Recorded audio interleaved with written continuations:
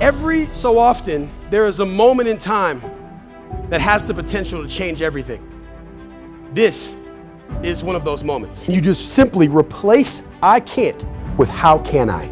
It's not your fault when unfair circumstances knock you down.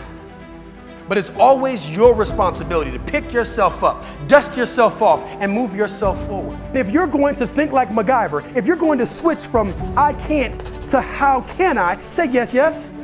Okay, now it's time to get to work. You are the sum total of what you do. Literally. A little bit of science to kind of kick this thing off. I'm not sure if you've heard of something called the basal ganglia, but it's pretty doggone important.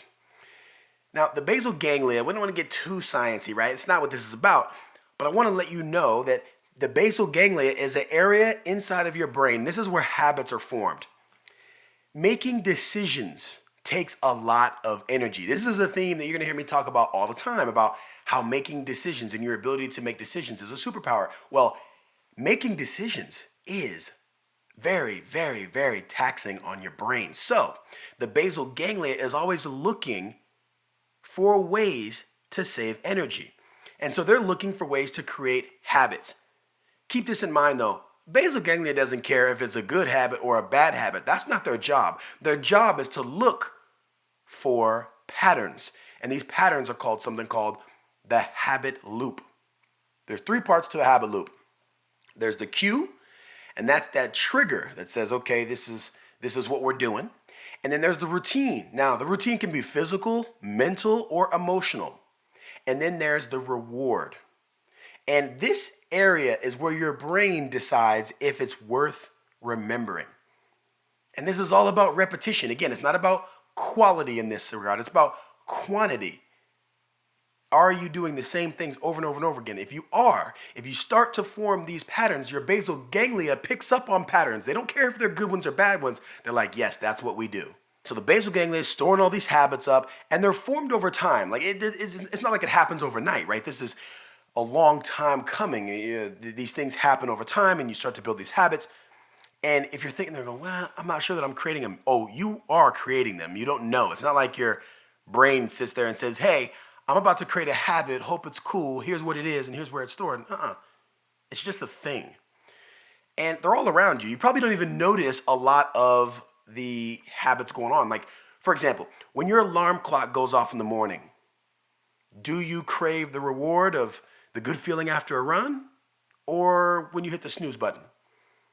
When your phone goes off, what are you looking for? Are you looking for that email, or are you looking for something on social media? When you've had a stressful day, what do? Do you go talk to a friend, or do you go have a drink? No judgment here, but you are creating habits. It's tricky. It's tricky. They're everywhere, and they sneak up on you. Intentions are one thing and habits are another. So you want to eat healthy and you set off to kind of have this whole thing. Let's talk about a situation where you have somebody that has kids and their busy schedules. And so the kids are hungry. You're in the car and you need to do something and you haven't prepared. So you're like, this one time, let's go through the drive-thru and let's get some fast food. Okay, that was just once in a while.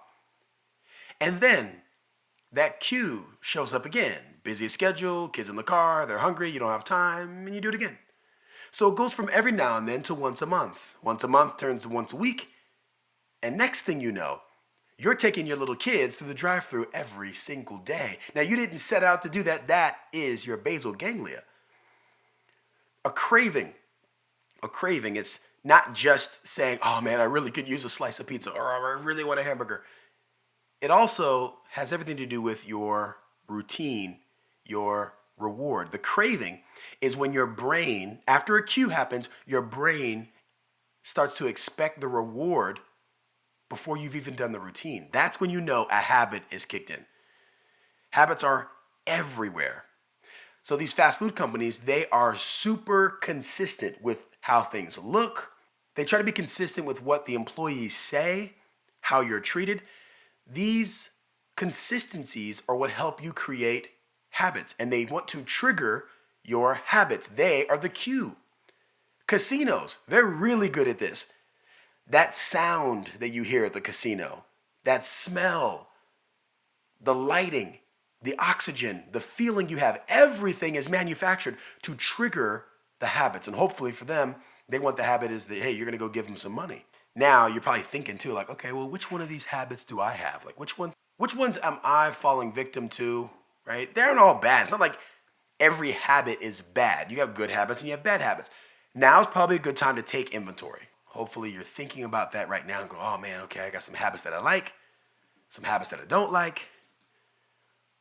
Now, I did this and it's pretty eye-opening. It's definitely something that makes you think about it. And then once you start to recognize the bad habits, you're like, oh shoot, like I want to change it now.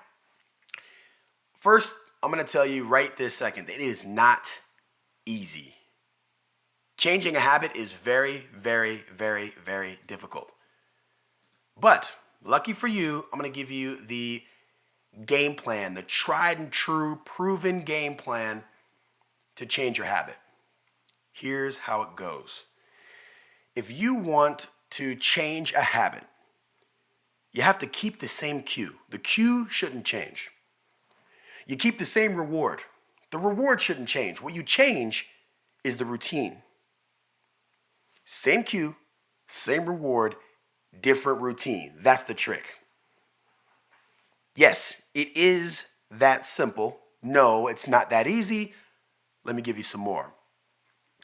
Same cue, same reward, change the routine. It's very, very difficult. Why? You've been building up your habits for a long time. Your basal ganglia has this stockpile of data that it's going off of. And so if you're going to change a bad habit to a good habit, you're going to have to fight, period, point blank. You're going to have to really want it. Now, scientists studied the difference between people who are able to successfully change habits and people who were unsuccessful in changing habits. And the number one thing was belief. You have to believe that you can change this habit. Understand that it's not going to be easy. But you should know that now. So now that you have the data, now that you have the information, you're not going to go into it thinking, oh, it's going to be super simple and then give up because it's hard. Hopefully now you're armed with that and saying, you know what, I understand now that this is difficult. It's normal to kind of struggle through this thing.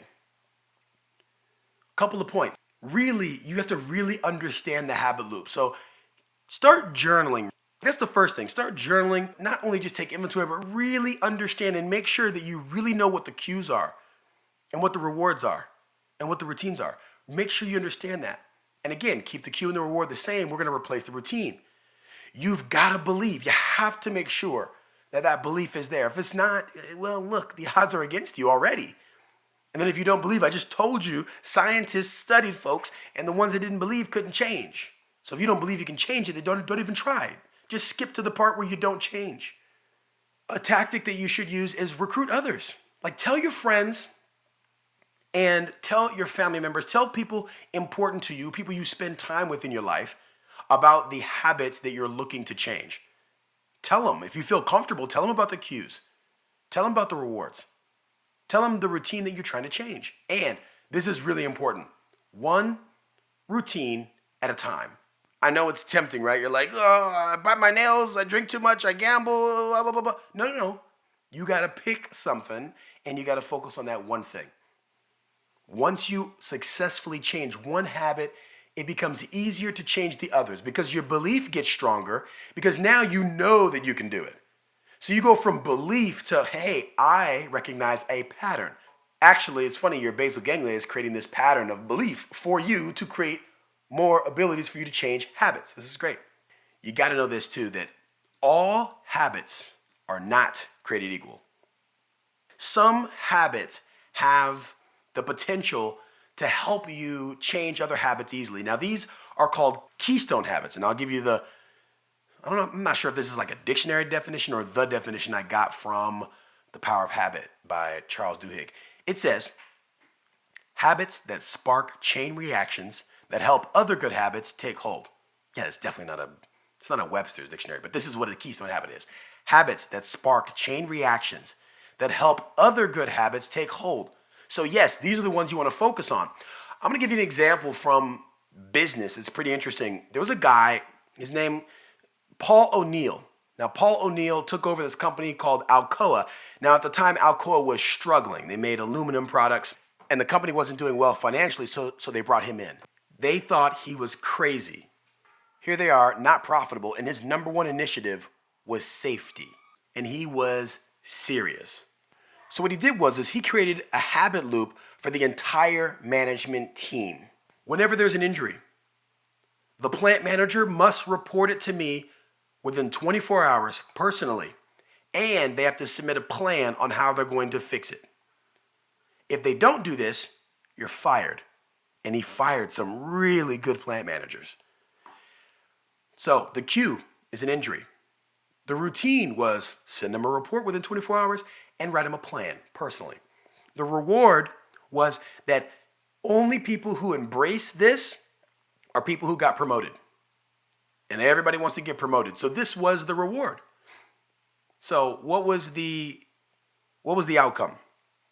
It was incredible. Actually, there's business schools literally write about him and do case studies on the guy and his tactics. He sat there and he drilled safety, safety, safety. And what happened? Costs went down, quality went up, profits and productivity went through the roof. And yes, they were safer as a company. But all that happened because they focused on in that particular example, the keystone habit was safety. For your personal life, there's a ton of keystone habits. So I'm not going to go over all of them, but I'll give you a few. Family dinners, especially for those with kids, family dinners have all sorts of other connections, like higher grades. Making your bed.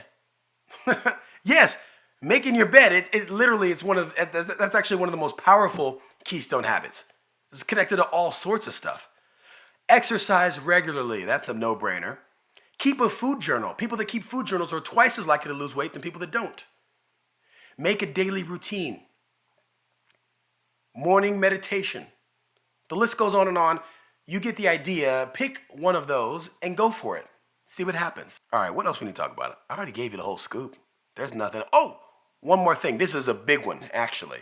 Can't believe I almost forgot to tell you guys this. The willpower habit. This is like a secret weapon. There are certain stressful situations that drain you of your willpower. And when things drain you of your willpower, when you have no more willpower, those bad habits come right back in because you don't have enough energy to create new ones. Because like we said, creating new habits are not easy. So you need your willpower. So you got to protect it. So here's how you protect it. It's called a willpower habit.